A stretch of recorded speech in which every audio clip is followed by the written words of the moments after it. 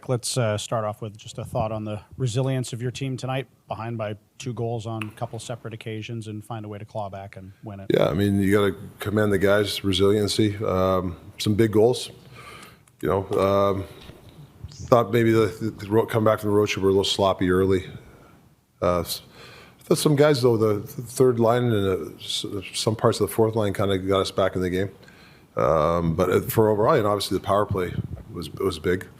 The resiliency of the team. It's a nice win. Take them. You mentioned that third line. You had to move Bluger into that spot with Suter out. What did you think of his game and how he adapted? Yeah, I mean, for a guy that's been out for it's his second game this season. I mean, he did really well. What's the situation with Suter? Suter is day to day. He's day to day. I'm not sure he's going to play tomorrow. Talk to the doctors.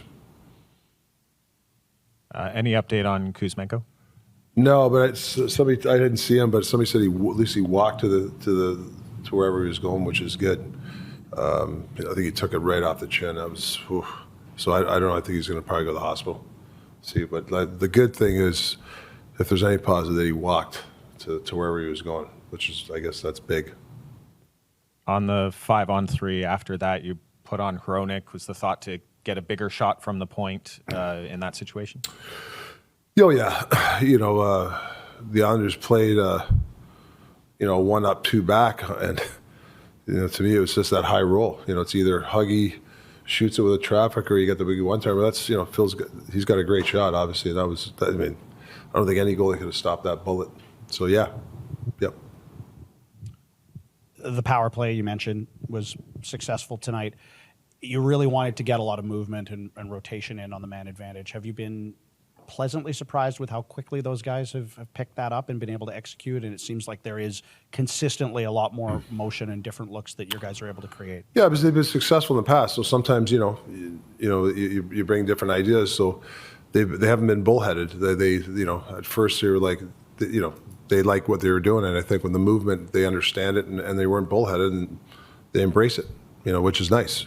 I think today's power play, you have to move. You can't be stagnant. And we get in trouble is when we do get stagnant. And I just thought tonight we got some really good movement, some big goals, some big shots. I mean, that's a hell of a goalie over there. So he's tough to beat. Quinn said another test for the reset tonight, Rick, and the fact that this group does not want to lose. When you get that from your captain in terms of leadership and it seems to permeate through the room, I mean, it had makings of one of those nights. Maybe it's not going to be there tonight, yet it was. What does that say? Yeah, I thought after this first period, I mean, they got those 2 power play goals. We were a little sloppy in some parts of our game, but I thought the mood after the first, I went in there, I was talking to the coaches, and they were actually really good. I mean, it wasn't a cocky, like, hey, it was more like, hey, we're 2 down. There's plenty of time left. That's the vibe I got. So I said a couple of technical things. I didn't say anything mindset-wise. I mean, they handled that part. It was more tactical. I wanted a couple of things we could have did against the Islanders technical. But, I didn't have to say anything to motivate those guys. You've been around the game a long time. Yeah. When Quinn was at Michigan, one of the coaches said, before he got drafted, he said, you're probably going to not believe this, but there's a lot of Bobby Orr in him. And now that he's approaching his 300th game, he's already passed Paul Coffey, and he's not that far behind Bobby Orr. How amazed are you by that in terms of point production? Yeah, I mean, he works at his game. He wasn't pleased with some of his offense last year, which, it's amazing because he's an offensive defenseman. Obviously, he can defend, but he really walks the blue line really well. And he's added that move, right? Yeah. And he's worked on his shot. I mean, that was obviously a bullet, that shot at the end. So everything he's got, he's earned it. It's not that. Make sure he's got God-given talent, but he's earning his abilities also. Nearly 30 minutes of ice time for Quinn tonight. Yeah. He spoke about how you and Footy have been managing his minutes earlier in the season. How important is that for nights like tonight when you need him to play that many minutes? Yeah, I mean, the 30 minutes, like, it's a lot of power play. Like, I mean, what do we have, 5 power? Was it 5 power plays we had tonight? I can't remember, 5 or 6. So that's 12 minutes, and and they had possession a lot. So, just, I don't know what he had, 10 minutes of power play time. So it's not listen, it's hard, but it's not a grinding. I don't really want him to play 30 minutes if it's not a lot of power plays. It's a lot of grinding. We do have to manage his minutes, though. This is a marathon, not a sprint. But tonight, as a play, you can't take the guy off the ice. You got to put him on the power play. So, and you saw him out there. He's got some lungs. Look at the overtime goal. What did you make of the rest of your defensemen tonight? Depth, obviously, without Susie. I think Tyler Myers he's really playing well. I thought he played good tonight. I think the last 8 games, he's been one of our better players. I really do. Playing with a lot of confidence. And I think Kohler's getting a lot of minutes playing yeoman's work. Obviously, Phil, he's been a monster this year. So, Jules is chipping in. Friedman was a little bit better tonight. So, we're getting some good stuff from them. Coming back from an Eastern road trip, Yeah. First game back, possibility to just be a little bit flatter, be tired in the third period, but it seemed like the energy level really went up from the team as the game went on. Does that speak to your fitness requirements and the sort of preseason standard that's been set, that they are able to find that extra gear? Yeah, I was told before that after these road trips, like the next game here, the percentage wasn't good winning. And, made it known to the players last year and this year that we have to do some different things. Like we stay overnight now. We didn't this time. But for me, there's some science to it. We got to figure ways how do we win that next game at home after a long road trip? It's not, it's the long road trip, you lose the game. So I felt there was a mental toughness from the guys knowing, it's tough. You get home at 6 a.m, body clock time. You get the day off, but then you practice. It's tough, the jet lag. But I thought they dealt with it pretty good. They had a good practice yesterday. I thought some guys felt it though. I could feel they were a little sluggish, but I thought the team in general lifted everybody.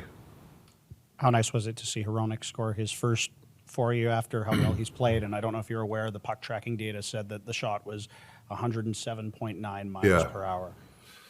Yeah, he's got a bullet. I like to see him shoot that more often because he has got a rocket. And there's some plays that we should set him up for those one-timers. But yeah, no, he's been incredible this year. The guy's what's he average? 25, 26 minutes. He's defended really well. It's great, him and Huggy together when they're together are awesome. But yeah, no, he's got the shot. It's terrific.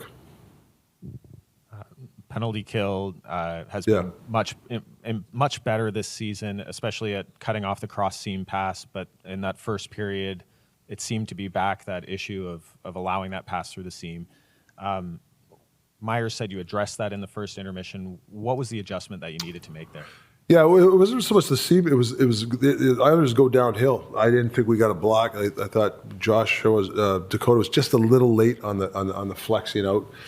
We like him to go sideways. Our technique of blocking shots, and then Petey got screwed up. He dove in, and that allowed the other flanker. So there's just a couple of, I really honestly, I really think the penalty kill's been good. I know the stats don't.